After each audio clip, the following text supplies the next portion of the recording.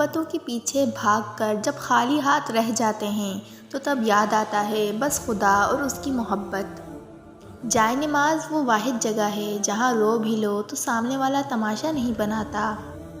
جب نصیب لکھنے والا ہمیں 70 ماؤں سے زیادہ پیار کرتا ہے تو ہمارے نصیب خراب کیسے ہو سکتے ہیں؟ صبر کرنا سیکھ لیں، اللہ سب جانتا ہے۔ وہ جانتا ہے کہ آپ کب کن وقتوں سے گزرے ہیں اور اللہ وقت بدل دیتا ہے کیونکہ تبدیلی کائنات کا اصول ہے۔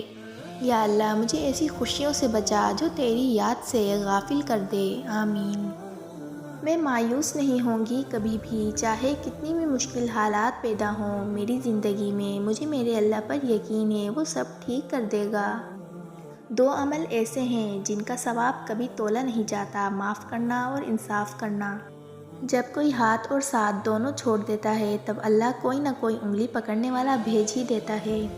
جہاں انسان کی آخری حد ختم ہونے لگتی ہے تب وہیں سے رب فرماتا ہے کن، پھر ہر ناممکن ممکن ہو جاتا ہے۔ اور یہی کرم کافی ہو اللہ کا کہ اس نے مجھے رسول اللہ صلی اللہ علیہ وآلہ وسلم کا امتی بنایا۔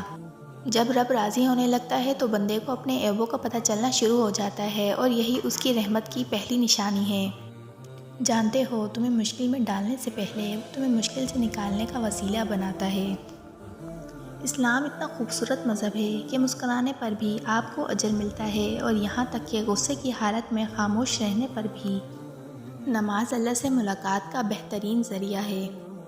اللہ کے اتنے قریب ہو جاؤ کہ تم دعا مانگو اور فرشتے آمین کہیں۔